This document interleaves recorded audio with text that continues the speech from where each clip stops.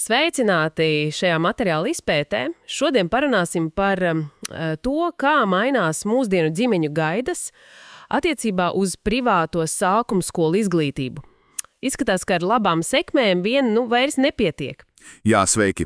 Tā tiešām ir būtiska tendence, un tieši par šo ir Lindas Paulauskas maģistra darbs Igaunijas Mākslas akadēmijā. Viņa tur pēta, kā tas augtais pakalpojumu dizains varētu palīdzēt skolām. Kā labāk reaģēt uz šīm jaunajām vajadzībām, īpaši domājot par skolu vadītājiem, kuriem varbūt nav iepriekšējās pieredzes tieši dizaina jomā.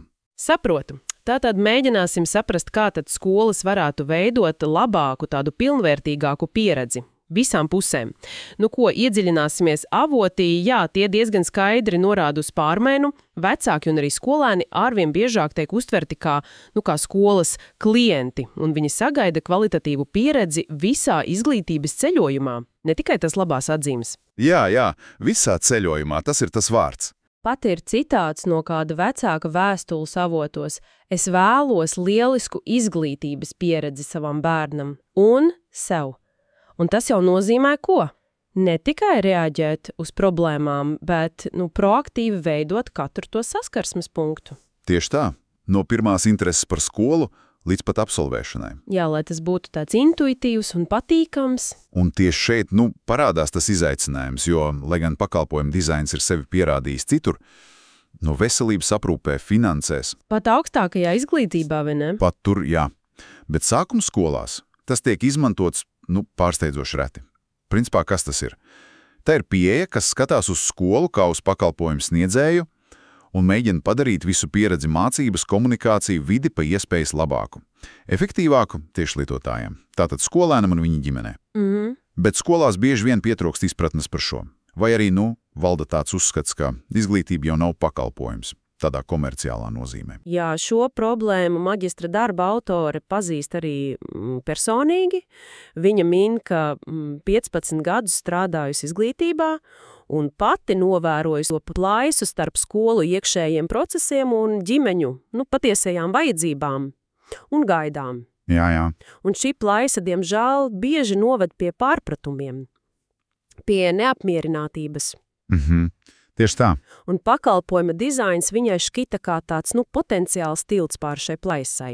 Jā, un pētījums arī diezgan precīzi identificēja, kas tad traucē šo pieeju ieviest.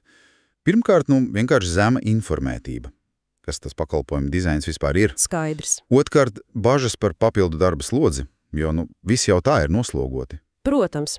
Un, kas ir interesanti, arī tāda kā valodas barjera. Pats vārds dizains. To var uztvert ļoti virspusēji, kā kaut ko tikai par estētiku, par smukumu. Nevis par procesu uzlabošanu, par problēmu risināšanu. Jā, tas gan. Un intervijās gan dizaina eksperti, gan skolvadītāji apstiprināja, ir kritiski svarīgi runāt skolai saprotamā valodā un uzsvērt konkrētus ieguvumus. Tas ir tiešām būtisks punkts par to valodu. Vai pētījumā parādījās kādi konkrēti piemēri, kā šo dizaina jēdzienu varētu aizstāt vai paskaidrot saprotamāk? Jā, pētījums tieši uz to arī fokusējās, kā padarīt šo ideju pieejamu un praktisku. Tā vietā, lai piedāvātu kaut kādu abstraktu teoriju vai jaunus sarežģītus terminus, tika meklēts veids, kā parādīt principus darbībā. Un šeit izmantoja pieeju pētniecība caur dizainu. Paskaidros varbūt nedaudz sīkāk, ko tas nozīmē praktiski. Tas nozīmē, ka tā vietā, lai tikai pētītu par dizainu, pētnieci paši radīja risinājumu, konkrētu materiālu un mācījās no šī radīšanas procesa. Ļoti cieši sadarbojoties ar pašām skolām, tika noskaidrots, kas viņiem reāli varētu noderēt. Interesanti. Un kas tad bija tas rezultāts? Rezultāts ir, manuprāt, visai forša žurnāla formāta izdevums ar nosaukumu When School Feels Right, jeb latviski, kad skolā jūtas labi. Un mērķis nav sniegt kaut kādu sarežģītu rokas grāmatu, bet gan iepazīstināt ar to pakalpojuma dizaina domāšanas veidu, ar pamatprincipiem. Un tas viss viegli uztveramā, vizuāli pievilcīgā veidā.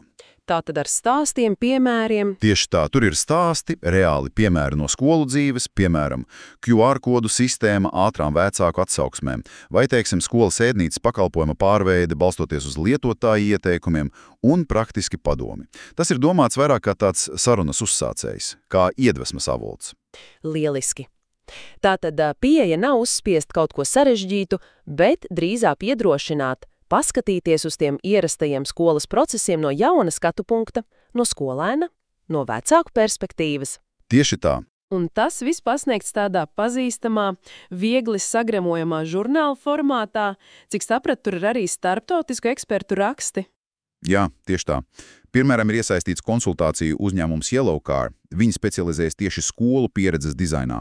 Tas piešķir tādu papildu svaru un parāda, ka šī nav tikai vienas autores ideja, bet daļa no plašākas kustības izglītībā. Jā, šī izpēta tiešām skaidri parāda, pakalpojumu dizains nav kaut kāds mistisks rīks tikai speciālistiem.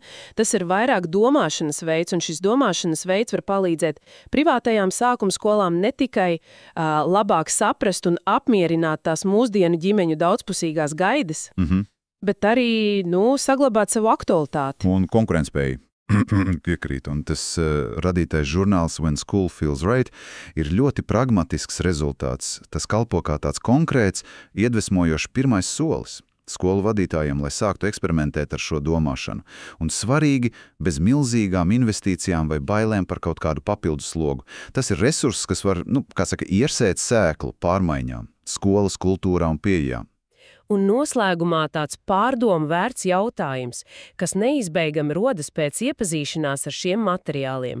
Kas mainītos mūsu pašu priekšstats par labu izglītību, ja līdzās atzīmēm un eksāmenu rezultātiem mēs tikpat nopietni sāktu vērtēt visu to ģimenes un skolēna pieredzes ceļojumu skolā, katru saskarsmes mirkli, katru sajūtu, attiecību kvalitāti?